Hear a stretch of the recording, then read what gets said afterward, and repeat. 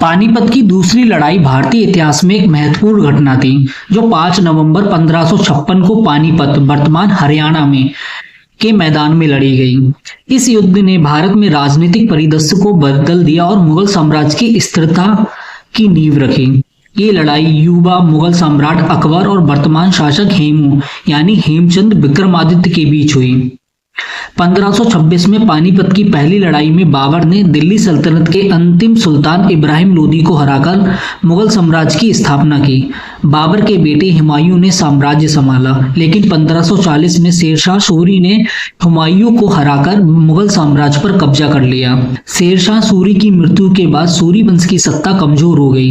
1555 में हुमायूं ने दोबारा सत्ता हासिल की, लेकिन अगले ही साल उसकी मृत्यु हो गई।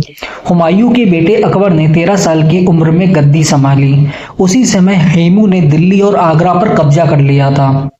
हेमू एक सक्षम योद्धा, रणनीतिकार जो अफगान शासकों के लिए काम करता था। उसने अपनी सैन्य ताकत से दिल्ली पर कब्जा किया और खुद को विक्रमादित्य की उपाधि देकर राजा घोषित किया। अकबर का राज्य कमजोर था और उसका संरक्षक बैरम खां उसकी तरफ से शासन कर रहा था। अकबर का मुख्य उद्देश्य दिल्ली और आगरा जैसे महत्वपूर्ण क्षेत्रों पर दोबारा कब्जा करना था। हेमू ने इन्हें अपने नियंत्रण में ले लिया था। बैरम खां ने अकबर की सेना को संगठित किया और हेमू के खिलाफ युद्ध की योजना बनाई। हेमू के पास करीब 30,000 पैदल सैनिक और 1500 हाथी थे। उसने अपनी सेना को एक मजबूत रक्षात्मक मोर्चे पर तैनात किया। अकबर और बैरम खां की सेना में करीब 20,000 सैनिक थे।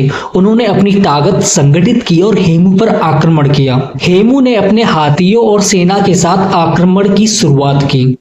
हेमू की सेना शुरू में भारी पड़ रही थी और मुगल सेना को पीछे धकेल रही थी। युद्ध के दौरान एक तीर हेमू की आंख में लग गया। इससे वह गंभीर रूप से घायल हो गया। उसकी सेना का मनोबल टूट गया।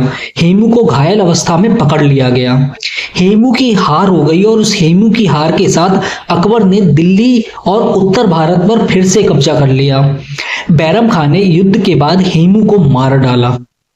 इस युद्ध के बाद अकबर ने पूरे उत्तर भारत में अपनी स्थिति मजबूत कर ली। यह युद्ध मुगल साम्राज्य के पुनर्निर्माण और विस्तार का आधार बना। हेमू की हार ने अफगान शक्ति को कमजोर कर दिया।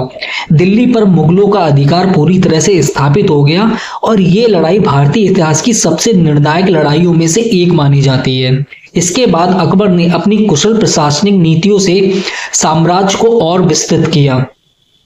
ये लड़ाई केवल दो शासकों के बीच संघर्ष नहीं, बल्कि भारत के इतिहास में एक नए युग की शुरुआत थी।